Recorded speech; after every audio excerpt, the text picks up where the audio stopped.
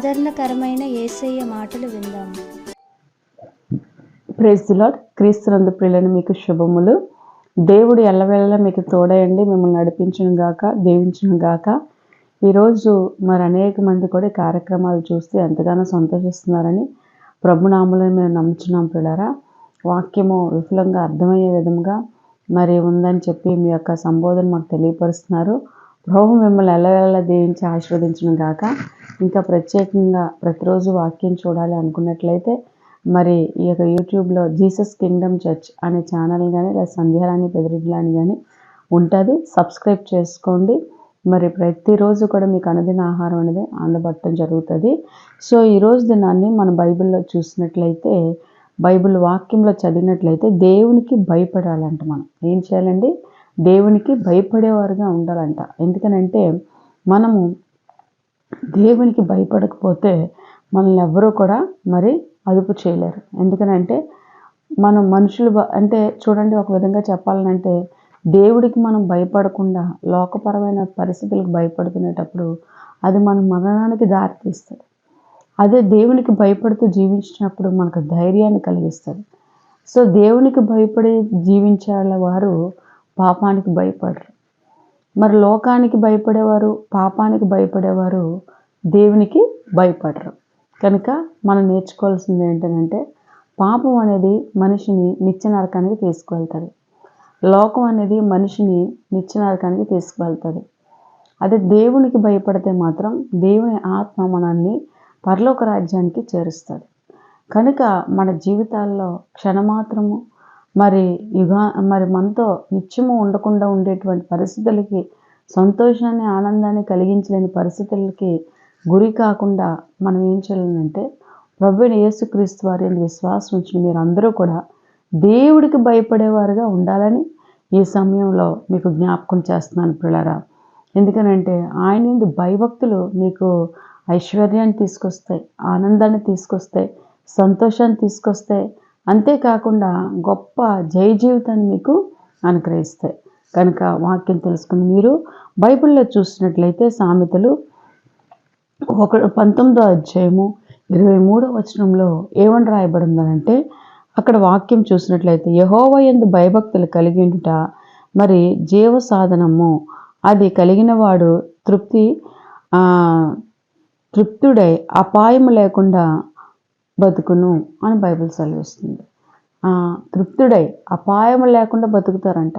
ఎవరు అంటే యెహోవా యందు భయభక్తులు కలిగిన వారు ఏమవుతారనంటే మరి జీవ సాధనము కదా, అంటే జీవితాంతం బ్రతకడానికి కావాల్సినటువంటి మరి తృప్తి ఈ దేవుడు కలిగిస్తాడంట.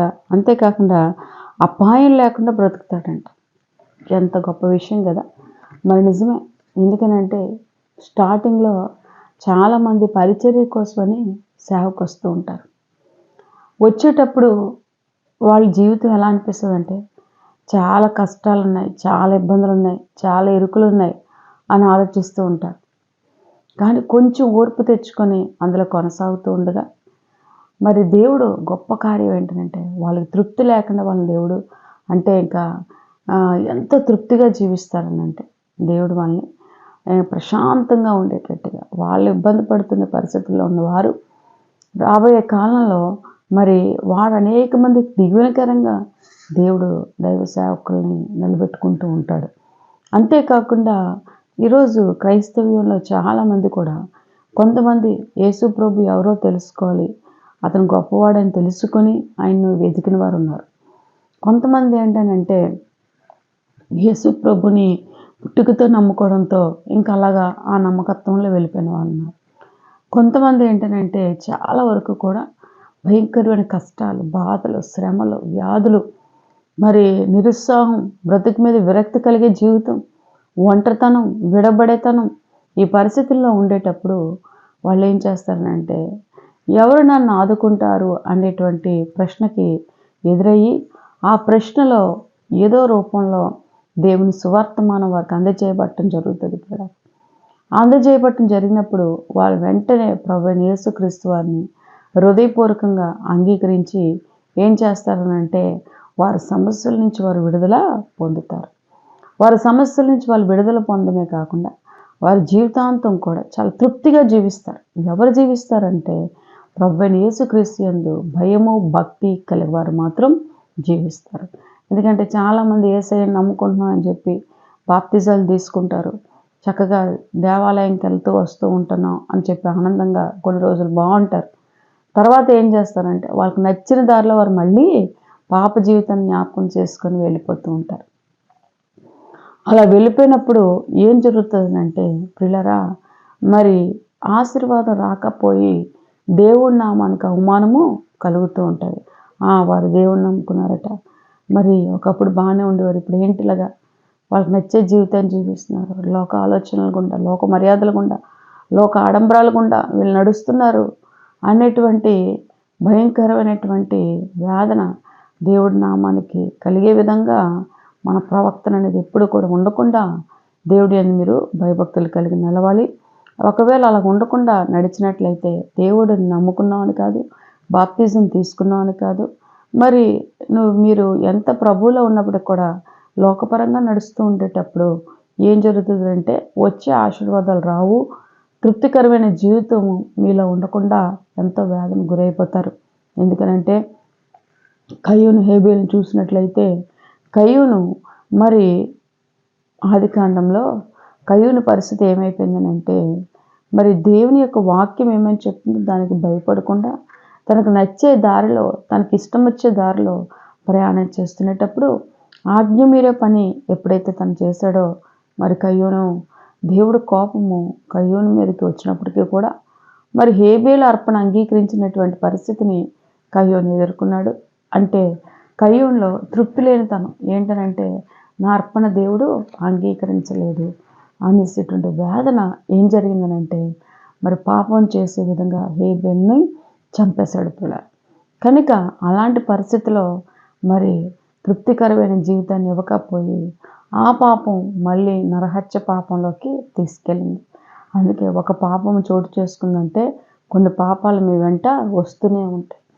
కనుక అదే భయభక్తులు కలిగిన వాడైతే తనకు తను తగ్గించుకుంటూ దేవునికి ఏ విధంగా ఇష్టమో ఆ విధంగా అర్పణ అర్పించి దేవుడి దయ పొందుకొని తృప్తిగా ప్రశాంతంగా సంతోషంగా ఉండే పరిస్థితి ఎదురైంది. కానీ ఒక్కసారి వాక్యంలోంచి తప్పిపోవడం వల్ల, తనకు నచ్చినట్టు తిరగటం వల్ల జీవితాంతం పాపం మీద పాపం చేయటం వల్ల జీవితాంతం క్షోభని అనుభవించాడు. ఏం క్షోభ అంటే దేశదిమ్మరగా మరి ఆ యొక్క కయ్యూను మరి అయిపోయిన పరిస్థితిని, మతిస్థిమితం లేనివాడిగా అయిపోయిన పరిస్థితి అక్కడ ఏర్పడ్డది. కనుక వాక్యం ఏమైనా సెలవిస్తుందనంటే ఖచ్చితంగా మీరు దేవుడి యందు భయభక్తులు కలిగి ఉండాలి. ఒకసారి మీరు యేసు ప్రభువుని అంగీకరించాక ఆయనకి ఇష్టమైన జీవితాన్ని మీరు జీవించాలి. ఆయన యొక్క యేసు ప్రభువుని నమ్ముతున్నాం అని చెప్తూ కూడా విడిచిపెట్టిన పాపాన్ని వెంబడిస్తూ మరి యేసు ప్రభువులోనే ఉన్నాను అని మీరు ఆలోచించినట్లయితే మాత్రం మీరు ఒక భ్రమలో ఉన్నట్టే. మరి రాకడికి సిద్ధం అవ్వాలంటే ఇటువంటి తత్వాలు ఏవి కూడా మీలో ఉండకూడదని ప్రభువైన యేసుక్రీస్తు నామములో నేను మీకు తెలియపరుస్తున్నాను పిల్లరా.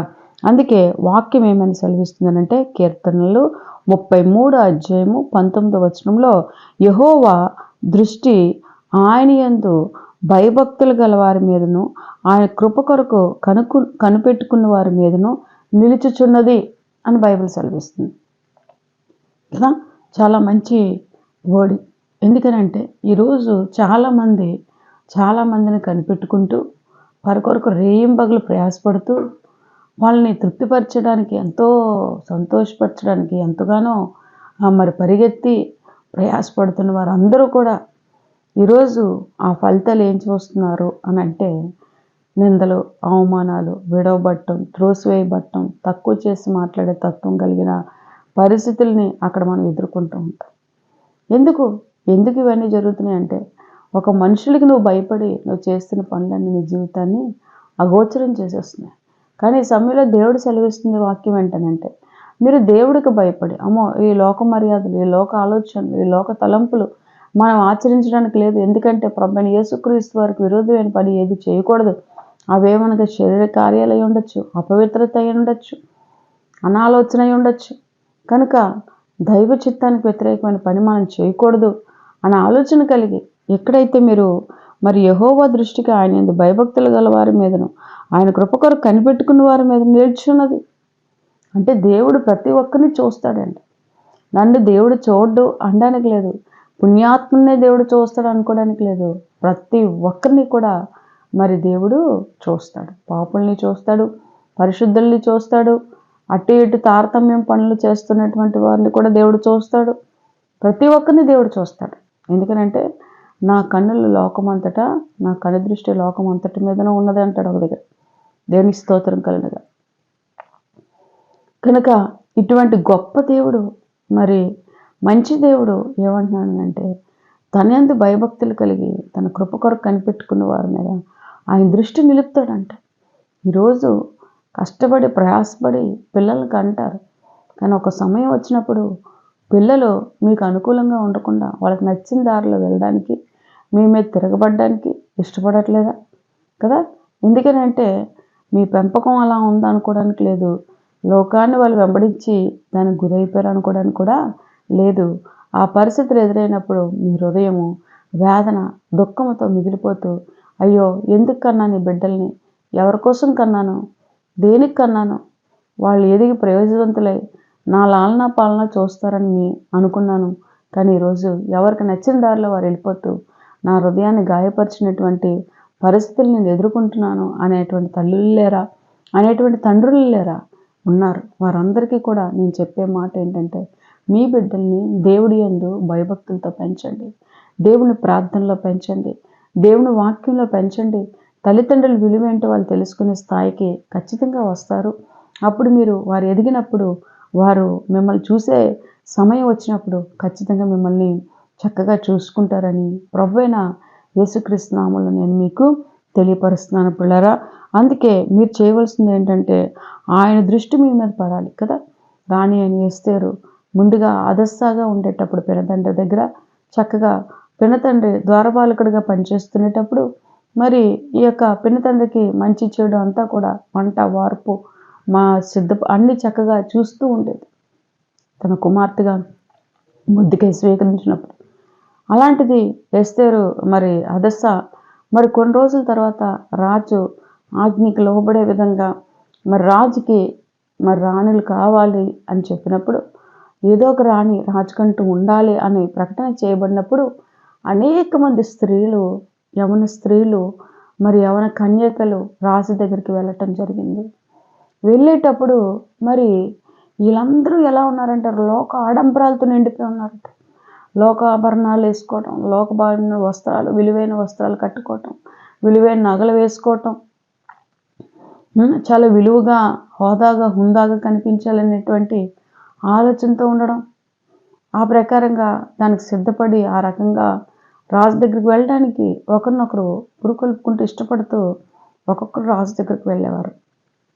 కానీ ఈ అదస్స దగ్గరికి వచ్చే టైంకి ఎస్తేరు మరి ఏం చేసిందనంటే అవేవి కాదు, కానీ ఎప్పుడు ఆమె దేవుడి యందు ఎలా భయభక్తులు కలిగి ఉండేది. అలాంటి విధంగానే ఆ రాజకోటలోకి వెళ్ళినప్పటికీ కూడా తన ప్రార్థనలు తను చేసుకుంటూ ఆ ప్రత్యేకమైన జీవితాన్ని జీవిస్తూ తను ఏదైతే ధరించుకొని ఉన్నదో ఆ పరిస్థితుల గుండానే రాజు దగ్గరికి వెళ్ళినప్పుడు నిజంగా అంతమంది కన్యకలు వెళ్ళినప్పటికీ కూడా వారెవరూ కూడా రాజుదయ పొందుకోలేదంట. కానీ ఎస్తేరు రాజుదయ పొందుకుంది.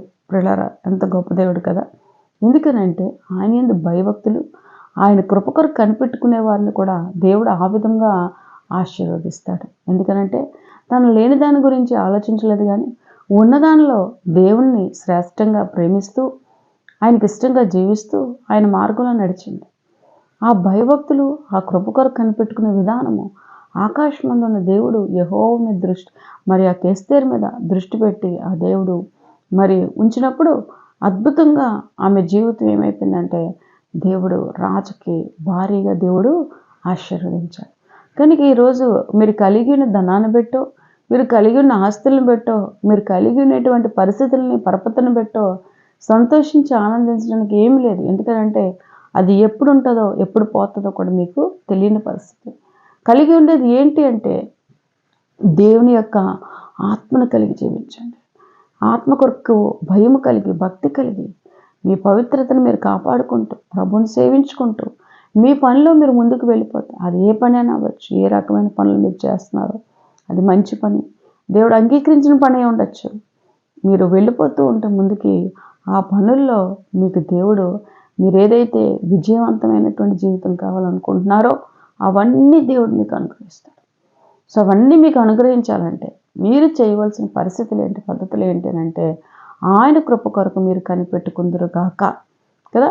జకరియా, ఎలిజబెత్ మరి అలాగే రోజు ధూపవేదికమైనటువంటి ప్రార్థనలు చేసుకుంటూ భార్యాభర్తలు ప్రభు సన్నిధానంలో ఉంటుండగా వారు ఒక శోధన కలిగి ఉన్నారు. ఏంటి అని అంటే వాళ్ళు వృద్ధాప్యమైనటువంటి వయసుకు వస్తున్నప్పటికి కూడా బిడ్డలతో పుట్టలేనటువంటి పరిస్థితుల్లో వాళ్ళు ఎంతో వేదన గురి అయిపోయిన పరిస్థితులు గుండా ఉన్నప్పటికీ కూడా ఒకటే నిర్ణయించుకున్నారు, మనం బ్రతికినంతకాలం దేవుణ్ణి ప్రేమిద్దాం, దేవుని సేవిద్దాం, ఆయనకు ప్రార్థనా ధూపాన్ని వేసుకుందాం అని చెప్పి వేసుకుంటూ ఉండగా ఒకరోజు ఆ యొక్క భయభక్తులు కలిగిన జీవితం చూసిన దేవుడు ఆయన దృష్టి వారి మీద ఉంచినప్పుడు నిజంగా ఒకానొక సమయంలో ఆమె కూడా గర్భవతి అవ్వటాన్ని మనం బైబిల్లో చదివినాం పిల్లరా. కనుక మీరందరూ కూడా నేర్చుకోవాల్సింది ఏంటంటే మనం అనుకోగానే కార్యాలు అయిపోవాలని, అనుకోగానే అవ్వగలేదని అంటే మనకు నచ్చే దారిలో మనం తిరుగుతూ దేవుని నిర్లక్ష్యం చేస్తున్నావా సహోదరి, సహోదరుడా? దేవుడినితో సూటిగా మాట్లాడుతున్నాడు. అలా చేయడానికి వీల్లేదు. మనుషులు మర్చిపోవచ్చేమో కానీ వారిని ఎంత పొగిడినా, ఎంత చక్కగా వాళ్ళని గౌరవించినా సరే ఒకానొక సమయంలో నువ్వు ఏం చేస్తావు, నాకు మీరు ఏం మాట్లాడుతున్నారు అని మిమ్మల్ని తక్కువ చేసి మాట్లాడచ్చేమో కానీ దేవుడిని ఒకసారి స్తుతించాక నిత్యం ఆయన గణపరుస్తూ ఉంటే మనుషులు విడవచ్చు పెట్టచ్చు కానీ దేవుడు మిమ్మల్ని ఎప్పుడు విడిచిపెట్టడు. ఎందుకనంటే విడవను ఎడబాయను అంటాడు.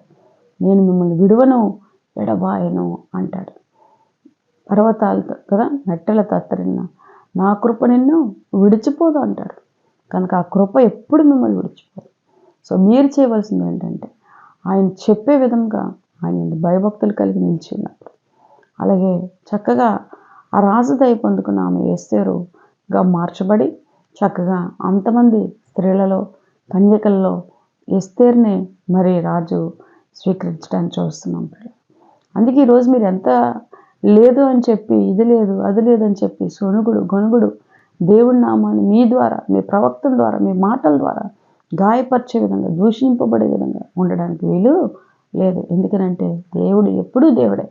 ఆయన తక్కువ చేసి మాట్లాడే అర్హత ఏ ఒక్కరికి లేదని నేను ఈ సమయంలో దేవుని ఆత్మ ద్వారా మీకు తెలియపరుస్తున్నాను. ఎందుకనంటే ఆయనతో పోల్చుకోవడానికి కూడా, ఆయన పేరు ఎత్తుటకు కూడా ఎవరికి అర్హత లేదు. ఎందుకనంటే ఆకాశమైన సింహాసనం, భూమి ఆయన పాదపీఠం. ఆయన ఎంత ఉన్నతమైన మనసు అంటే ఆ దేవునిది. ప్రతి ఒక్కరిని ప్రేమించే తత్వం. చివరికి మరి ఇస్కరియోతు యోధ యేసు ప్రభువుని అప్పగించేశాడని తెలిసినప్పటికీ కూడా యోధ మరి యేసు ప్రభు దగ్గర తెలియని వాడిగా నటిస్తూ ఉంటాడు. కానీ యేసు ప్రభు వారికి ఆ విషయం తెలిసి, ఆ పరిస్థితులన్నీ ఎదుర్కొంటారనే విషయం ఆయన తెలిసి ముందుగానే గెత్సేమనే తోటలో చెమట రక్తంగా మారినంతగా ప్రార్థనలో గడిపారు పిల్లారా. ఆ ప్రార్థన ఎంత మంచి స్వభావాన్ని కలిగించిందంటే నిజంగా ఆయన పగలంతా సువార్త చెప్తూ ఉండేవారు, రాత్రులంతా ప్రార్థన చేస్తూ ఉండేవారు, దేవునితో మాట్లాడుతూ ఉండేవారు, నిజంగా తండ్రితో మాట్లాడుతుండేవారు. అలాంటిది నిజంగా ఆయన జీవితం ఎంత గొప్పదనంటే ఆ పరిస్థితుల్లో యోధ ఏం తెలియని వాడుగా కూర్చున్నప్పటికీ కూడా అతన్ని ప్రేమించి అతనికి యథావిధిగా అందరికీ ఇచ్చే విధంగానే ప్రభాలు ఇచ్చేశారు పిల్లరా. ఎంత మంచి దేవుడు చూశారు. కనుక మనం నేర్చుకోవాల్సింది ఏంటంటే ఆయన యందు భయభక్తులు మీరు ఎల్లవెల్లా నిలపండి. అటువంటి స్వభావం కలిగినటువంటి తత్వంతో మీరు ఉండండి. దేవుడు మిమ్మల్ని దీవిస్తాడు. రాబోయే రోజుల్లో ఖచ్చితంగా ఉన్నతమైన కార్యాన్ని చేస్తాడు. ఎంతో శత్రువైనటువంటి ఆ సౌల్ని కూడా దావీదు కీడుకు చేయక ప్రభువుకు విడిచిపెడుతూ దేవుని ప్రేమ మాత్రం చూపిస్తూ వచ్చాడు. అదే చివరికి దావీదుని రాజుగా చేసింది. శత్రువు తనకు తను పొడుచుకొని చనిపోయే విధంగా చేసింది. కనుక మీ ప్రేమ దేవుని బట్టి ఇతరులు కలిగి ఉంటే శత్రువులు కూడా పనికి రాకుండా దేవుడు మిమ్మల్ని చూడకుండా ఉన్నంత దూరంలో పంపించినట్టుగా దేవుడు చేస్తాడు. కనుక మీరు తెలుసుకోవాల్సింది ఏంటంటే లోకానికి భయపడే కన్నా, మనుషులకు భయపడే కన్నా దేవుడికి భయపడి మీరు జీవించండి. రాబోయే రోజులు గొప్ప దీవెనలు మీరు చూడబోతున్నారు. ఈరోజు మీ పరిస్థితులు శూన్యంగా ఉన్నాయని మీకు అనిపిస్తుందా? అయినా సరే మీ నోటితో ఆ విధంగా పలకద్దు. ఎందుకనంటే శూన్యమైపోయినటువంటి శారీరకమైన సిద్ధార్థున్నారు, ఇంకా వాళ్ళ జీవితం అయిపోయింది, అగ్నిగుండంలోకి వెళ్ళిపోతున్నారు, కాలిపోతున్నారు అనేటప్పుడు కూడా దేవుడు ఒక్కటే అన్నాడు, ఏమనంటే వారి మధ్యలోకి వెళ్ళిపోయాడు, వారు సజీవులే బయటకు వచ్చారు. అలాగే ఈరోజు ఏ పరిస్థితిలో మీరు విఫలమైపోతున్నారో ఆ పరిస్థితుల్లోనే దేవుడు ఇంకా ఉన్నతంగా రాబోయే రోజుల్లో దేవుడు నిలబెట్టుకుంటున్నాడు. మీరు విశ్వాసం కలిగి ప్రభుని సేవించి ప్రేమించి ఆయన ఘనపరచమని ప్రభుని యేసుక్రీస్తు నామములో నేను మీకు తెలియపరుస్తున్నాను పిల్లరా. అందుకే వాక్యం ఏమని చెప్తుందంటే, మరొక వాక్యం కీర్తనలు 25వ అధ్యాయంలో మనం చూసినట్లయితే అక్కడ 24వ వచనం, యెహోవా మర్మము ఆయన యందు భయభక్తులు గల వారికి తెలిసి ఉన్నది కనుక తెలిసి ఉన్నది, ఆయన తన నిబంధన వారికి తెలియజేయను కదా. దేవుడు ఏం చేయబోతున్నాడు అనేది, వాట్ ఈస్ ఫ్యూచర్ చేయాలనుకుంటున్నాను. ఎక్కడ ఉన్న వాళ్ళు అక్కడ తల వంచినట్లయితే, ఈ వాక్యం వింటున్నటువంటి ప్రతి ఒక్కరు కూడా మీ తలలు మీరు వంచినట్లయితే మీ కొరకు ప్రత్యేకంగా ప్రార్థన చేస్తాను ప్రియులారా. మాతో కలిసి ఏకీభవించండి. మహోన్నతుడా నీకు వందనాలు. నీ ప్రియకుమార్తె కుమారులు మీరు నిండారాలుగా దీవించి ఆశీర్వదించండి. వాళ్ళకి ఏ లోటు లేకుండా సహాయం చేయండి ప్రభువా. వారు చేస్తున్నటువంటి ఉద్యోగాలు వ్యాపారాల్లో విజయం దయచేయండి. ఆరోగ్యాలు సంపూర్ణంగా స్వస్థతలు దయచేయండి ప్రభువా. ముట్టుకొని స్వస్థపరచండి. ఎవరైతే రాత్రులు నిద్ర పట్టక దురాత్మలతో పీడింపబడుతూ అయా నిద్రలేని జీవితాన్ని అనుభవిస్తున్నారు, ఇప్పుడే నీ దైవక స్వస్థత వారి మీదకి వచ్చిన దాకా నీకు వందనాలు ప్రభువా. అద్భుతమైన స్వస్థత వచ్చి ప్రభా వారు రాత్రులు పడుకునేటట్టుగా ఆ దురాత్మల నుంచి విడుదల పొందడానికి సహాయం చేయండి. బీపీ, షుగర్, థైరాయిడ్ ప్రభా, ఇంకా రకరకాలైనటువంటి చర్మ వ్యాధులు ప్రభా, నాయన మానసికమైనటువంటి వ్యాధులు, నాయన దీర్ఘకాలంగా ఉన్న వ్యాధులతో బాధపడుతున్న నీ ప్రియ బిడ్డల్ని ఇప్పుడే ఫాదర్ను ముట్టుకొని స్వస్థపరచమంటున్నాడు.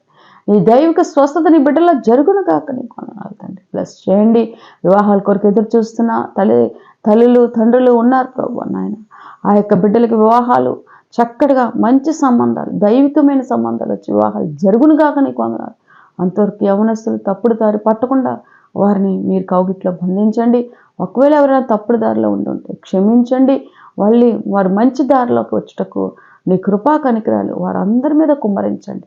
ఎవ్వరికి ఏ లోటు లేకుండా పట్టణంలోకి వెళ్ళిన పొలంలోకి వచ్చి దీవింపబడే విధంగా ప్రతి ఒక్కరిని మీరు బ్లెస్ చేయండి ప్రభు. చదువుల్లో ఎగ్జామ్స్లో విజయం దయచేయండి తండ్రి. నీకు స్తోత్రం నాయన. ఇగో నాయన గర్భఫలం లేక వేదన పడుతున్నటువంటి స్త్రీలు ఉన్నారు. యేసు నామములో ప్రభా స్త్రీలను ముట్టుకోండి, ఆమె గర్భాలు తెరవండి ప్రభు. నీకు స్తోత్రం నాయన. నాయన తండ్రి వారి నిందలు ఆరు బాధలు దుఃఖం నుంచి విడుదల పొంది మంచి బిడ్డనిచ్చి వారి నోటంటే నవ్వు ఉంచమడుతున్నాను నాయన. నీకు వందనాలు చేయించుకున్నాను.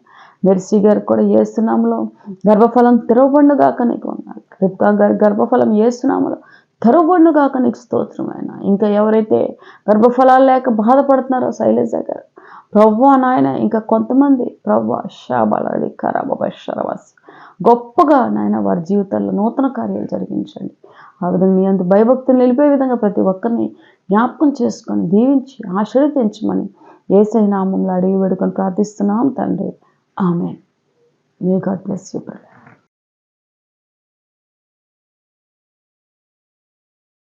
కొంచెం ముందు కొనసాగించాలంటే మాకు ఆర్థికంగా ఎంతో ధనం అవసరమే ఉంది కాబట్టి మీ సహాయాన్ని మాకు అందించండి. మా పూర్తి వివరాలకి స్క్రీన్ మీద మా ఫోన్ నెంబర్ వస్తూ ఉంటుంది. ఆ ఫోన్ నెంబర్కి ఫోన్ చేసి మీరు మీ సహాయ సహకారాన్ని అందించండి. ఎందుకంటే ఈ కార్యక్రమం ద్వారా అనేక మంది వారి జీవితాల్లో గొప్ప మేలు చూస్తున్నాను సాక్ష్యాలు చెప్తున్నారు. కానీ అందరూ ఇవ్వలేని స్థితిలో ఉండొచ్చు, ఇచ్చే స్థితిలో కూడా ఉండొచ్చు. కానీ దేవుడి నామంలో మీరు పొందుకునే మేలు కృతజ్ఞతగా ప్రభువుకి కార్యానికి కృతజ్ఞత కానుక మీరు చెల్లించుకుంటే దేవుడు మిమ్మల్ని అత్యధికంగా ఆశీర్వదిస్తాడు. అంతేకాకుండా ఈ కార్యక్రమాన్ని ఇలా కొనసాగితే కొంతమంది మీలాగా సమస్యలతో బాధపడుతున్న వారు కూడా చూసి వారు కూడా దీవింపబడతారు. సో సర్వజనులకు వెళ్ళి సువార్తను ప్రకటించమని బైబిల్ సెలవిస్తుంది. కాబట్టి మీ యొక్క సహాయాన్ని మాకు అందించి ఇంకా మీరు మమ్మల్ని ప్రోత్సహించినట్లయితే మేము ఇంకా అనేక విధాలుగా పరిచర్యలో ముందుకెళ్ళడానికి మేము ప్రోత్సహింపబడతాం. ప్రియులారా, దయతో ఈ విషయాన్ని మీరు జ్ఞాపకం చేసుకొని దేవుడు మిమ్మల్ని ప్రేరేపించిన కొలది యొక్క మరి యొక్క 8374100480 అనగా 83740100 480 నెంబర్కి ఫోన్పే చేయొచ్చు. లేదు అని అనుకుంటే మాకు మీరు ఫోన్ చేస్తే ఏ రకమైన వివరాలు కావాలో ఆ వివరాలు నేను మీకు అందించడం అనేది జరుగుతుంది పిల్లరా. మరి ఈ విషయాన్ని జ్ఞాపకంలో ఉంచుకోండి. అలాగే చాలామంది సమస్యల గురించి ప్రార్థన చేయమన్నారు. మరి అక్కడ దావీదు గుంటూరు జిల్లా నుంచి మరి ప్రార్థన చేయమన్నారు పిల్లల చదువుల విజయం కొరకు. దావీదు గారు మీ బిడ్డల కొరకు ప్రార్థన చేయడం జరుగుతుంది. అదేవిధంగా మేరీ గారు పశ్చిమ గోదావరి జిల్లా నుంచి కోడలోకి మరి ఆరోగ్యం కొరకు ప్రార్థన చేయమన్నారు. ప్రార్థన చేస్తామండి. మరొక మాట ఏంటంటే మరి సాయమ్మ మరి శ్రీకాకుళం నుంచి ప్రార్థన కోరి ఉన్నారు. బాబుకు సంబంధం రావాలని మీ అందరి కోసం ఇప్పుడు ప్రార్థన చేయటం జరుగుతుంది పిల్లరా. మహోన్నతుడా నీకు వందనాలు తండ్రి. సాయం కొరకు ప్రార్థన చేస్తున్నాను. అద్భుతంగా ఆశ్చర్యంగా వివాహం ప్రభు బాబుకి మంచి సంబంధం వచ్చి జరిగిపోయినట్టుగా మీరు మిరాకల్స్ చేయమని అడుగుతున్నాను తండ్రి. నీకు వందనాలు. దావీదు గారు గుంటూరు జిల్లా నుంచి పిల్లల చదువులు విజయం కొరకు ప్రార్థన చేయమని అడుగుతున్నారు. యేసుక్రీస్తు నామములో ప్రార్థిస్తున్నాను. వారి పిల్లల చదువుల్లో అద్భుతమైన విజయం వచ్చినగాక, వారి నోటి నుండి నవ్వుండును గాక ప్రభా. దేవానికి వందనాలు చెల్లించుకున్నాను. మేరీ గారు ప్రభా పశ్చిమ గోదావరి జిల్లా నుంచి ప్రార్థన కోరి ఉన్నారు ప్రభా. అయా కోడలికి సంపూర్ణమైనటువంటి ఆరోగ్యం కలిగి ఆమె ఆరోగ్యవంతురాలాగా ఉండాలని ఆమె ఆశపడుతున్నారు ప్రభా. అట్టి విధంగా ఆమెకు సంపూర్ణమైన హీలింగ్ యేసుక్రీస్తు నామములో దయచేయమని అడుగుతున్నాను నాయన. అట్టి విధంగానే ప్రభా మిరాకిల్స్ చేసే దేవుడానికి వందనాలు తండ్రి. రాషయ్య గారు ప్రభా నాయన అద్భుతంగా మరి కిడ్నీల స్వస్థత నుంచి స్వస్థత పొందుకోవాలనుకుంటున్నారు ప్రభా. గుంటూరు నుంచి ప్రార్థన పని కోరి ఉన్నారు. అద్భుతమైన స్వస్థత అతనికి మీరు దయచేయండి. ముట్టుకొని స్వస్థపరచమని మరి ముఖ్యంగా ప్రభా నిర్మల ప్రభా చీరాల నుంచి ప్రార్థన చేయమన్నారు. షుగర్ నుంచి స్వస్థత పొందుకోవాలని ఆశపడుతున్నారు. అద్భుతమైన స్వస్థత ఆమెకు దయచేయండి. మీ దాసురాల ప్రార్థన మానక దయతో అంగీకరించి గొప్ప విడుదల కార్యాలు జరిగించమని ప్రతి ఒక్కరిలో యేసుక్రీస్తు నామములో అడిగి వేడుకొని ప్రార్థిస్తున్నాం తండ్రి. Amen. Praise the Lord. 12-804 Gandhinagar, Thotagaruvu junction, Arilova, Visakhapatnam. Pin code number 530040. మా ఫోన్ నంబర్ 8374100480.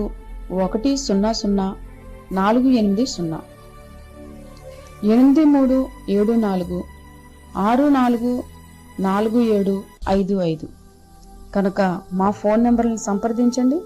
మీ విన్నపాలు మాకు తెలియపరచండి. ప్రత్యేకమైన ప్రార్థనలు చేయించుకోండి. జీసస్ కింగ్డమ్ చర్చ్కి వచ్చి ఆశీర్వాదాలు పొందుకోండి.